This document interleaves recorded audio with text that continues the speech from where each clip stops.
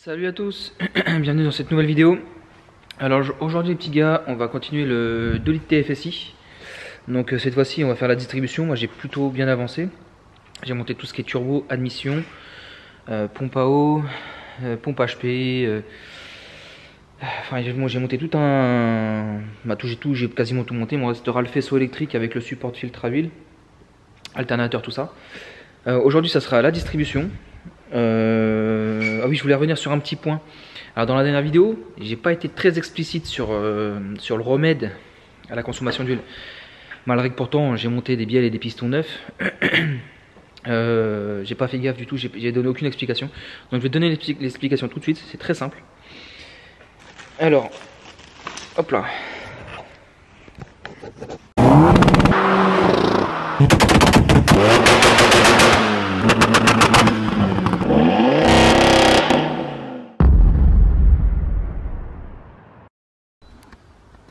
Alors là, tu vois, nous avons un piston d'origine. C'est le piston qui était monté dans la voiture. Donc ça, pareil, je les avais pas fait voir dans les vidéos. Tu vois, il était pas... Il y avait les jupes qui étaient marquées, tout ça. Mais bon, il n'était pas... voilà, il n'y avait pas de cassure ou autre sur ce piston-là. Et en fait, ce qui se passe, c'est que tu vois... C'est que tu vois le segment racleur déjà là. Je sais pas si on va voir. Je sais pas si tu vas voir, mais tu vois le segment racleur, comment il est tout obstrué. Donc ça c'est le gros problème sur ces pistons là, c'est le segment racleur là. Donc en fait ce qui se passe c'est que il y a des nouveaux segments qui existent pour ces pistons là. Des nouveaux segments, des segments de mise à jour qui en fait empêchent la consommation d'huile. Mais en fait les segments qui te vendent, ils ne se montent pas sur ces pistons là. Parce que ceux-là sont trop fins si tu préfères. Donc les segments là, alors celui-là je sais plus exactement, je crois que c'est 1,2 mm. Et les deux autres, les deux suivants là, c'est 1,5 mm, un truc comme ça. Les nouveaux font 2 mm, 2 mm et 1,5. Donc les nouveaux segments ne peuvent pas rentrer dans ces pistons là. Donc il faut changer les pistons. Mais ouais, mais pourquoi tu changes les bielles du coup s'il faut changer les pistons? Parce que ça c'est des axes en 21 mm. Et les nouveaux pistons sont en axe de 23 mm. Et en plus de ça, tu vois, le jeu cylindre-piston était trop important sur ce moteur là. Parce qu'en fait ce qui se passe, c'est que s'il y a moins de frottement en fin de compte, le moteur force moins et il y a moins de pollution. Voilà, c'est dans les grandes lignes. Hein. Voilà, c'est juste pour ça. Et là en fait, ils ont pallié le problème. Audi ont pallié le problème en augmentant, en réduisant le jeu cylindre-piston. Donc tes pistons sont, je les ai pas mesurés perso, je les ai pas mesurés, mais normalement ils sont un tout petit peu plus larges. Ce qui fait que tu as moins de jeu dans le cylindre-piston et forcément moins de consommation d'huile. Donc voilà, c'était la petite touche info que j'avais pas apporté lors de la précédente vidéo. Et voilà, donc on va pouvoir commencer sur la vidéo. Donc là ce que je vais faire, c'est que je vais te mettre sur le trépied, tu vois. La séquence sera grandement accélérée. Alors je sais pas si tu as remarqué, mais tu vois ici il y a des maillons qui sont plus foncés. Là, là, et là t'en as un qui est clair. Donc sur les chaînes de chez Volkswagen en tout cas, même si tu n'as pas besoin de repères sur la chaîne ou quoi, toutes les chaînes que tu vas monter qui ont un maillon comme ça, de couleurs différentes, ça sera vers toi, pas l'inverse. Apparemment, ça serait, c'est le bon sens pour que la chaîne fonctionne correctement. Donc là, les maillons de couleurs que tu vois ici, ici, correspondent à des repères au niveau des arbres d'équilibrage. Ça, c'est la chaîne d'arbres d'équilibrage. Donc tu vois, ces maillons-là iront en face d'une flèche, celui-là aussi, celui-là aussi, celui-là aussi. Donc je vais te voir ça tout de suite. Donc est-ce que tu vois les deux petits points qu'il y a sur le pignon? Et la dent jaune là, et tu vois l'arbre d'équilibrage doit être comme ça. Donc ça c'est bon. Et là tu as également un trait ici et tu as une flèche ici. Et en fait tu fais coïncider les repères de ta chaîne avec la flèche qui va ici, le trait qui va ici et le point qui est ici. Et en fait les deux petits points que tu vois au fond là-bas doivent être en face, la flèche jaune doit être en face des deux points, entre les deux points en fait. Donc tu n'as plus qu'à monter ta chaîne convenablement comme ça. Donc tu n'as plus qu'à monter ta chaîne comme ça. Ça c'est juste pour l'arbre d'équilibrage. Allez, c'est parti.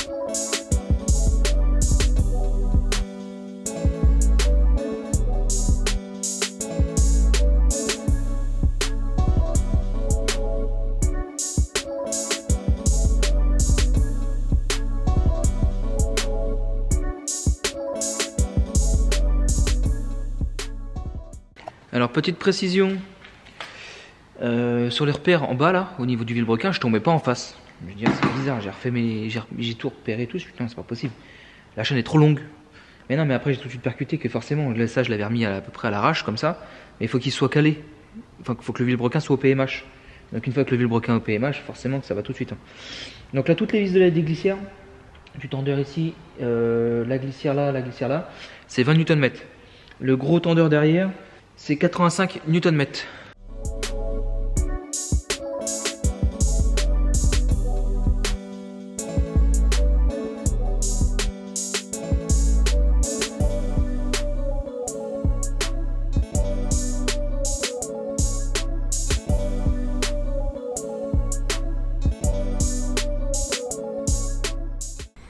Bon voilà, tu vois que je suis sur mon repère ici, que je suis sur mon repère ici, et que je suis également ici. Donc là la bague, la vis, ici, là, c'est 85 Nm. Il te demande de mettre un peu de produit d'étanchéité sur la bague du joint. Parce que tu as une bague joint, ils appellent ça la bague joint, le joint en alu là. Il te demande de mettre un tout petit peu de produit d'étanchéité. Donc pas trop, parce que juste derrière la petite bague en alu là, tu as un trou de graissage qui vient alimenter ici le poussoir pour que ça pousse hydrauliquement, pour que ça tende la chaîne quoi. Donc maintenant on va passer sur la chaîne de distribution ici qui descend jusque là et on va terminer du coup par la chaîne de pompe à huile. Voilà, j'ai fait la distribution hors caméra parce qu'à la base je voulais en faire un tuto. Sauf que j'avais pas regardé du tout la procédure, comment ça se faisait. Je me suis dit, ouais, à la fin, c'est bon, avec les outils, je vais tout recaler. Sauf que dans la procédure Volkswagen, il te demande, tu vois, tu as un trait ici. Là, il te demande de faire un trait en face ici sur la culasse pour que ça soit plus facile à repérer au remontage. Et là, pareil, le petit trait qui est là, tu fais à peu près même ici. Donc, moi, vu que tout était un peu n'importe comment, j'ai vraiment galéré à refaire ma distribution. Pour le moment, c'est la première, mais après, voilà, je le saurai pour la prochaine fois. Donc ici, là, du bord en alu qui est là à ce trait là, ça va être compris entre 61 et 64 mm ici. Mais quand tu as les poulies qui tournent, normalement tu as un outil à mettre là, blocage, là je l'avais mis tout ça, mais les chaînes elles se décalent, j'ai vraiment galéré. Il m'aurait fallu une deuxième personne pour me tenir la chaîne. Donc entre ça et ici tu dois avoir entre 61 et 64 mm, et le tout ici c'est entre 124 et 126 mm, entre le trait qui est là et le trait qui est là.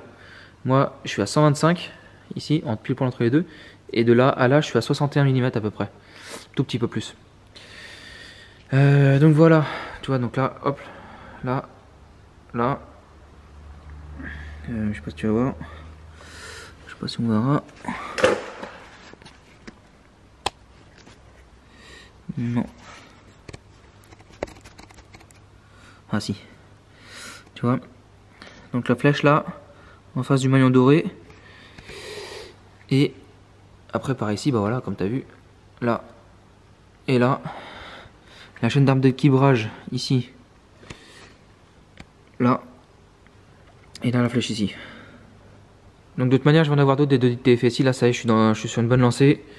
Et du coup je ferai vraiment un tuto quand j'aurai le temps.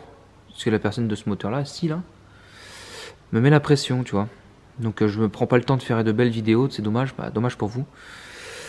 Donc voilà. Donc pareil, tout est serré au couple. De toute façon je ferai vraiment une vidéo dédiée à cette distribution là. Chaîne de pompe à huile remplacée, tendeur de chaîne de pompe à huile remplacée, enfin tout est neuf là en fait. Ici tout est neuf. Donc là je vais remonter ici le déphaseur. Remontage du déphaseur, puis après remontage des caches de distribution, ainsi de suite, les joints spi, carter d'huile, et puis après faisceau moteur, et puis après ça sera terminé, hein. Allez go. Alors beaucoup me demandent comment je fais pour me rappeler de tout. Et ben c'est simple. Et ben je me souviens pas de tout. Donc là tout le branchement a été fait, donc ça c'était vite fait. Là j'ai commencé à mettre le moteur en place et je me suis dit, le démarreur ici, tu vois là j'ai un gros trou de mémoire. Donc il vient ici, dans le trou qui est là, tu vois.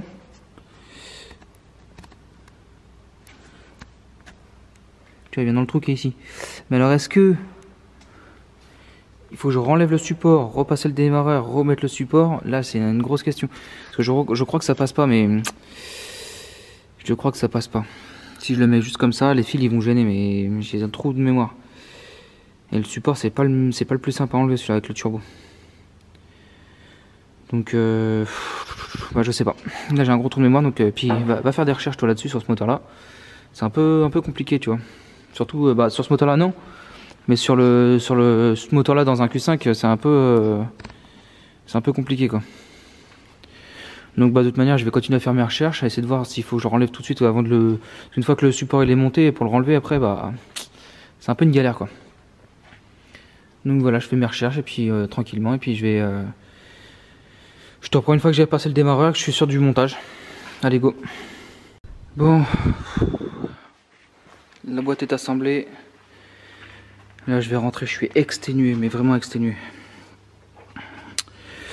Du coup, j'ai pas mis toutes les vis là, je les remettrai plus tard. Là, au moins la boîte elle est mise.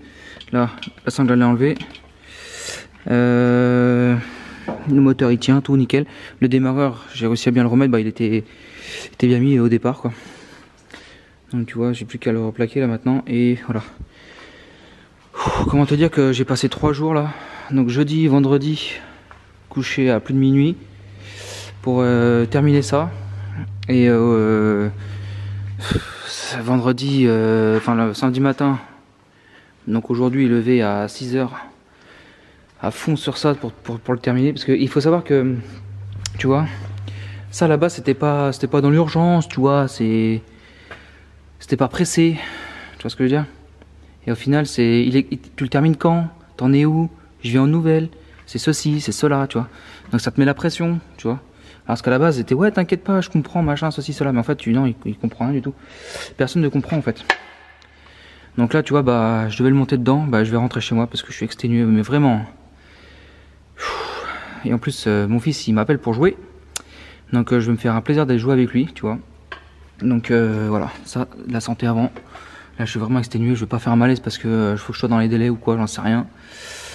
Donc voilà les petits gars, juste c'est pour ça que j'ai rien filmé, hein, évidemment. Donc voilà, bah, là ce que je vais faire c'est que bah, je vais rentrer à la maison et on reverra ça plus tard. De toute façon j'ai pas le choix là, il va falloir que je le remonte dedans. Donc là après ça risque d'aller vite, hein. Ça va aller plutôt vite. Donc voilà.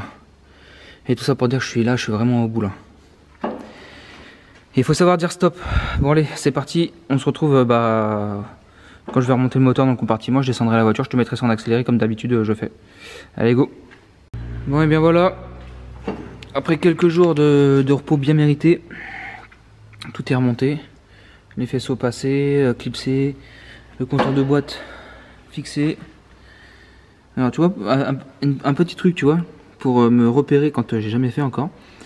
Pour le compteur de boîte, tu vois là, avec un marqueur, j'ai fait 4 petits points. Et sur le haut de la boîte, 4 petits points. Donc à chaque fois, tu vois, je fais ça. Donc voilà, c'est comme ça que moi je procède.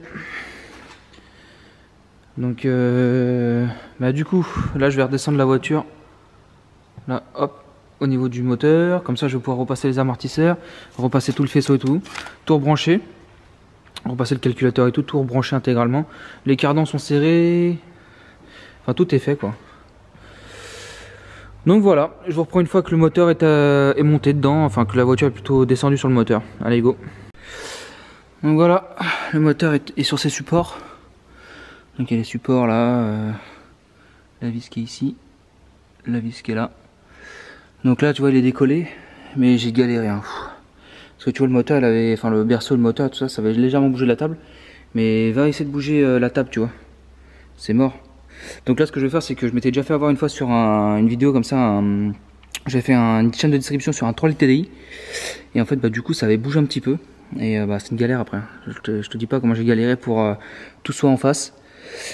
Donc là ce que je vais faire c'est que je vais m'acheter des roulettes qui supportent des charges très lourdes et une fois que bah, après je vais les souder directement là dessus sous les pieds là. Et ensuite bah, voilà, au moins je pourrais bouger le moteur comme je veux quoi, j'attrape un pied, je le décale à droite ou à gauche quoi. Parce que de toute manière, je veux plus démonter les faces avant, ça me prend la tête. J'ai horreur de ça. Quand je fais un moteur, c'est ce qui me prend le plus la tête, c'est ça. Donc bah c'est parti, je vais lever la voiture. Là j'ai mis les 4 vis, enfin les 2 vis de ce côté-là, les 2 vis de l'autre côté. Les 2 vis qui sont ici. Tu vois, j'ai mis les deux vis qui sont là. Et de l'autre côté pareil. Et puis bah là de toute façon c'est en sécurité, je vais pouvoir lever la voiture. Allez c'est parti. Bon, nous voici sur le Q5. Donc j'ai un petit souci dessus. Je l'ai pas encore démarré. Hein. J'ai pas pu le démarrer. L'injecteur ici là. Donc je l'ai amorcé en huile en fait. Voilà c'est ça. Le début de l'histoire c'est que je l'ai amorcé en huile. Et tu sais à travers le capot ici là, je vois que ça fait une giclée là. Une giclée. Donc je vais voir comme ça. Bon ça pue l'essence. Et puis je regarde comme ça et je vois qu'il y a de l'essence plein le piston. Enfin plein d'essence, un petit peu d'essence sur le piston. Donc j'ouvre la porte et je la referme parce que quand tu ouvres la porte, bah, la pompe à essence se met en charge. Et je la referme et je cours ici et je vois que l'injecteur en fait il reste ouvert, il pisse l'essence à fond. Donc là tu vois j'ai un injecteur, je vais devoir remplacer cet injecteur là. Et je sais pas si tu vas voir au fond, mais tu vois je vais me dépêcher d'aller ouvrir la porte et de la fermer. Et tu verras que l'injecteur, on va voir dans le puits là, de l'essence, j'espère. Allez c'est parti.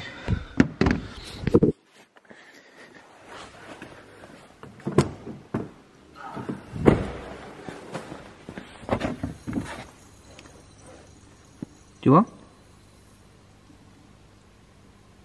Je vois si tu vois bien. On voit l'essence arriver dans le cylindre carrément.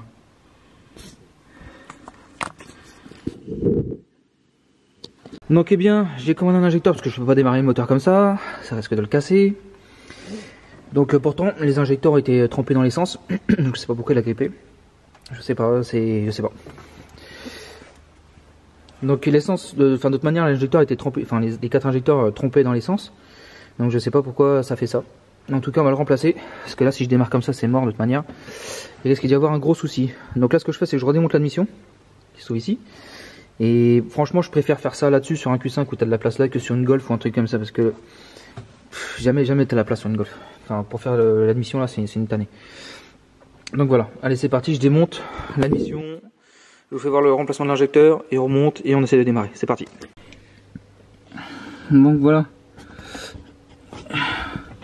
Je vais démarrer pour faire monter la pression d'huile. Donc normalement j'ai déjà fait. On va essayer.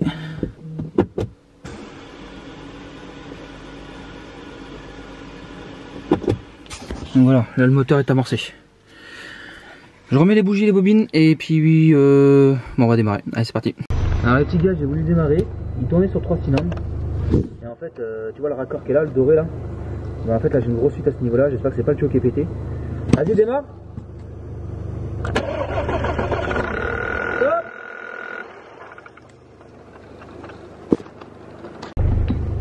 Donc tu comprendras bien que s'il n'y a pas la bonne pression aux injecteurs, forcément ça peut pas bien tourner. Donc voilà, là, ce que je vais faire c'est que je vais démonter. Et puis je vais voir pour remplacer le tuyau ou voir ce qu'il va pas. Il est bien serré en tout cas, mais peut-être que l'olive du tuyau est abîmée, j'en sais rien. Voilà. Est-ce que tu vois cette petite marque là ici là? Je te mets une petite flèche. Et ben ça c'est une rayure qui a été faite à cause d'une petite paille de fer qui était entre l'olive du tuyau et le raccord qui est là. Donc bah du coup bah c'est forcément de là que ça devait fuir. Hein. Et du coup bah je sais pas. Je ne pense pas que ce raccord là se vende. Je pense que c'est la pompe complète. Donc si je pouvais sauver ça et pas me payer une pompe, ça serait bien. Tu vois, on le voit bien la marque là. Et on le sent en l'ongle, hein, c'est assez profond quand même. Forcément l'olive il a serré dessus, mais l'olive il a pas l'air d'avoir de marque lui. Donc si je pouvais juste rectifier ça là un petit peu, ce serait pas mal. Donc forcément que ça a marqué la partie conique du raccord, puisque le tuyau lui est en acier, et puis ça c'est du laiton, donc une matière moins dure, et du coup bah la petite paille de fer a marqué le laiton quoi, et ça fuit direct. Et vu la haute pression qu'il y a, je crois qu'il y a 200 bars, je suis pas sûr, faudrait que je regarde, mais je crois que c'est 200 bars que ça parle. Et puis voilà quoi, c'est tout ce que je peux te dire, donc je vais essayer de voir la solution que je peux avoir. Ça y est les petits gars, on fait un bord du Q5, ça roule super bien, je suis content. Rien de spécial, hein. Tout passe bien, les vitesses passent bien. Oui, j'ai fait la vidange. Là je suis à 2000 tours, à peu près 70 km/h. Donc c'est vrai que ça va mieux en branchant un capteur ABS. Il n'y a plus de voyant, tu vois. Donc ça c'est plutôt bien. Donc voilà, je sais jamais quoi dire pendant les essais parce que c'est tellement nul que voilà, à part vous dire que ça marche, je sais pas quoi dire. Donc voilà, de toute façon s'il y a un souci je vous en ferai part. Petite précision si, tiens hop, on va en profiter pendant qu'on est en essai. Petite précision, dessus j'avais une grosse fuite d'essence, je sais pas si je l'ai dit dans la vidéo. J'avais une grosse fuite d'essence au niveau d'un raccord. Et comme quoi les anciens, tu sais les anciens de la mécanique quoi, ont toujours des techniques à t'apprendre. De toute façon on apprend, enfin j'en apprendrai toute ma vie. J'ai une grosse fuite d'essence sur un raccord conique qui va sur la pompe HP. Et t'as un tuyau de haute pression qui va de la pompe HP à la rampe commune. Donc voilà, l'olive, au niveau de l'olive, bon bah je sais pas ce que j'ai foutu, je sais pas ce que j'ai foutu, mais il y avait une paille de fer qui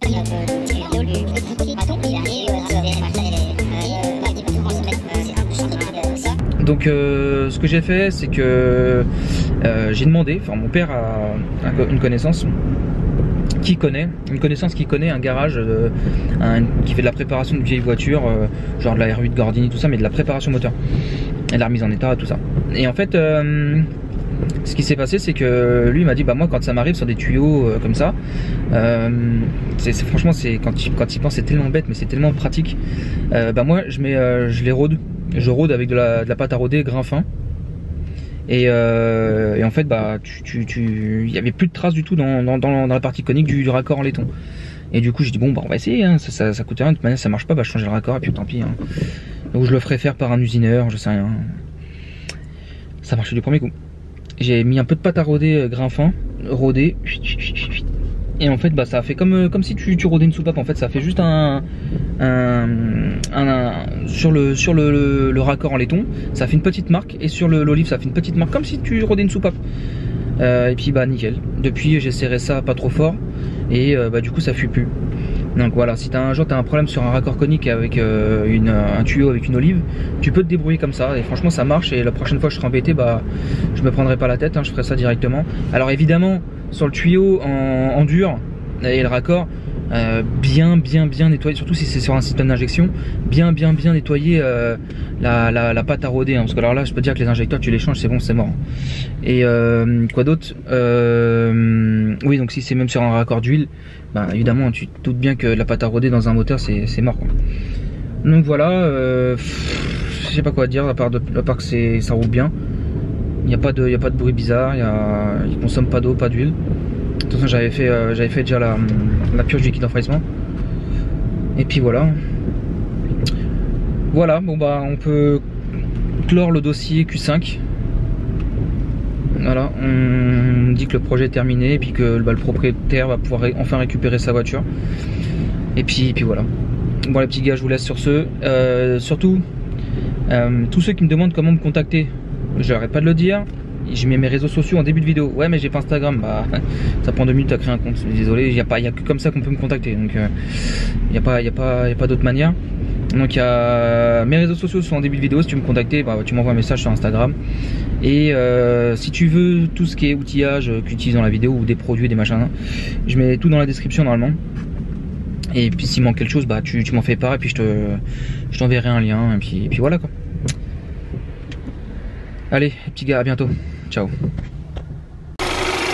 Bon voilà, nickel. Donc un tout petit peu d'eau, ça s'est encore purgé.